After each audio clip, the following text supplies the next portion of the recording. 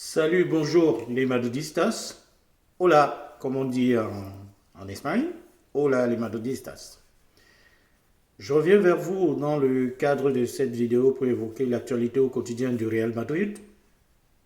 Cette vidéo, nous la ferons genre photo, en ce sens que nous évoquerons plusieurs sujets concernant le Real Madrid. Et chaque fois, nous essaierons d'être le plus concis et précis possible afin de vous tenir en alerte et de vous garder aussi naturellement en alerte concernant l'actualité du Real Madrid. Alors, vous allez peut-être le constater pour vous madridistas, pour vous qui suivez le Real Madrid au quotidien. Cette semaine, il n'y a pas championnat en Espagne, donc il n'y a pas Liga pour le Real Madrid en Espagne. Simplement pour des raisons de calendrier FIFA, dans ce sens que il y a des matchs programmés pour des éliminatoires Coupe du Monde, zone Amérique latine et asiatique. Et pour ce faire, euh, le calendrier FIFA ne permet pas de jouer des championnats durant cette période. Mais bon, ça ne va concerner que certains pays, étant donné que l'Espagne couvre pas mal de joueurs sud-américains, dont le championnat, la Liga, elle est concernée. Voilà pourquoi il n'y a pas de championnat de prévu cette semaine. Et ceci m'amène à parler directement du cas du Real Madrid, où vous savez qu'il y a une bonne part de joueurs sud-américains, si ce n'est une grosse part de joueurs brésiliens, pour ceux qui connaissent l'effectif du Real Madrid. Et puis, nous avons un Uruguayen dans l'équipe aussi, concernant Valverde, par exemple. Donc, nous avons 5 Brésiliens au Real Madrid et Valverde qui est Uruguayen. Donc, forcément, nous sommes impactés pour ce calendrier FIFA qui nous fait observer cette semaine et au début de la semaine prochaine des matchs éliminatoires pour la Coupe du Monde, zone Amérique latine, je disais. Donc, étant donné que nous avons des joueurs qui sont concernés, certes, l'entraînement au quotidien se passe bien au Real Madrid à Valdebebas, le centre sportif du Real Madrid.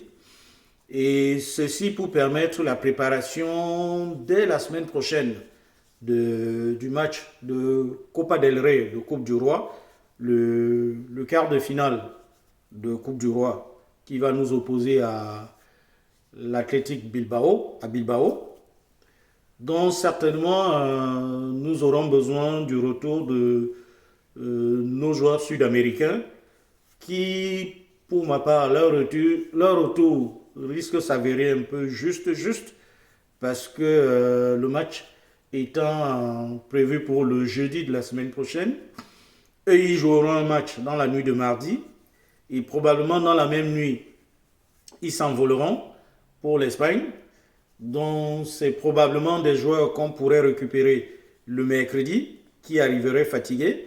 Et je ne sais pas si Carlo Ancelotti voudra les aligner, mais de toute façon, voilà un peu comment ça devrait se passer pour ces joueurs-là qui seraient concernés probablement pour le match de Copa del Rey que nous jouerons jeudi de la semaine prochaine.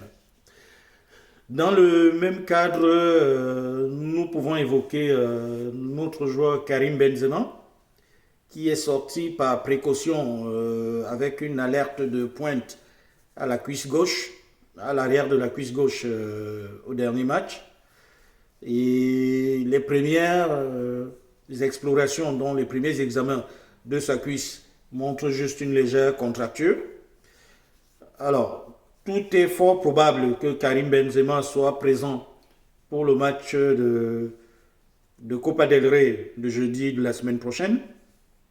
Mais bon, il peut aussi s'avérer probable que Lorient ne veuille pas courir de risques, sachant que la Champions League est très annoncée bientôt dans moins de 3 semaines maintenant, ou dans pratiquement 3 semaines, si on veut rester un peu plus précis. Donc, Karim Benzema il est fort probable qu'il soit présent dans le match de Copa del Rey de la semaine prochaine, c'est-à-dire jeudi. Et si jamais, par précaution, on voulait continuer à ne pas courir de risques, alors il pourrait ne pas faire partie de ce match. Et pour la préparation de cette Copa del Rey, je vous disais il y a quelques instants encore que l'entraînement ne s'arrête pas. Les joueurs, après avoir eu 2 jours de repos, ils ont repris l'entraînement hier et l'entraînement va s'intensifier pour la préparation de ce match de Copa del Rey. Puis ensuite, il y aura le match de championnat qui arrivera très vite en fin de semaine prochaine. Et le train-train quotidien au Real Madrid va reprendre comme ça a été le cas pour les semaines et les mois précédents. Donc, ceci va nous amener, cette préparation va nous amener aussi vers le match de Champions League où le préparateur physique du Real Madrid, pour ceux qui le connaissent ou pour ceux qui ne le connaissent pas, l'Italien Antonio Pintus, qui est comme le petit sorcier qui s'occupe de mettre au mieux en état physique les joueurs du Real Madrid, est en train de concocter une préparation qui va permettre aux gars d'être au pic de leur forme, notamment pour le match aller de Champions League qui nous opposera au Paris Saint-Germain à Paris. Parce que le match aller, ce sera à Paris et le match retour chez nous au Bernabéu. Et ceci m'amène à évoquer certains sujets parce que plusieurs parmi vous m'ont interpellé pour me dire que mais comment ça se fait que les autres équipes se bougent dans le mercato, on entend par là des équipes qui annoncent des joueurs et le Real Madrid reste silencieux. Alors, pour essayer de vous répondre, je ne dirais pas que le Real Madrid reste silencieux. Le Real Madrid travaille les mercatos, mais de manière différente. Jamais vous ne verrez le Real Madrid faire ce qu'on appelle les marchés d'opportunités. Ça n'existe pas au Real Madrid. Au Real Madrid, le président, c'est Florentino Pérez. Au Real Madrid, avec une pointe de sourire, le directeur sportif, c'est encore Florentino Pérez. Alors certains parmi vous me demandent, mais quelles sont ses compétences sportives pour être en même temps président et directeur sportif? En effet, Florentino Pérez est un homme d'affaires très avisé qui a réussi dans le domaine de la construction. Pour ceux qui ont un peu lu sa biographie ou qui chercheront à le connaître, c'est quelqu'un dont le groupe est quasi dans les 3 meilleurs mondiaux. Le groupe ACS, pour ceux qui veulent avoir un peu plus de détails dans ce sens. Mais bon, trêve de plaisanterie, on va laisser ce côté homme d'affaires et on va rester sur notre président Florentino Pérez, président du Real Madrid. Alors, c'est quelqu'un qui ne s'est quasi jamais trompé lorsqu'il cible un joueur. Souvenez-vous, lorsqu'il décide d'aller chercher Karim Benzema, il prend son jet privé à Madrid et il va jusqu'à Lyon rencontrer Benzema dans sa maison familiale pour lui dire, moi, je te veux au Real Madrid. Et vous tous, vous connaissez le parcours de Karim Benzema. Je ne vais pas revenir là-dessus parce que son parcours parle de lui-même. Ceci pour vous dire, je prenais cet exemple pour vous dire que Florentino Pérez, il se trompe difficilement. Et puis, le Real, sur les histoires mercato, travaille d'une manière différente. Le Real travaille par ce qu'on appelle le scouting. C'est-à-dire, en Espagne, ils appellent ça, le terme en espagnol, c'est ojeadores. En français, ça s'appelle les détecteurs. Donc, le Real travaille avec certaines personnes qui gèrent des zones géographiques dans le monde et qui, chaque fois, vont envoyer des informations sur des joueurs précis. Donc, vous pouvez constater que pendant que les autres équipes signent tel joueur, par exemple, le Real, lui, va cibler, il va travailler sur des cibles. Et chaque fois, il aura des informations sur ces cibles. Par exemple, des joueurs comme Jude Bellingham, du Borussia Dortmund, Gravenberch, de l'Ajax d'Amsterdam, Wirtz, le petit joueur qui joue dans le Leverkusen en Allemagne. Donc, le Real travaille comme ça sur des cibles.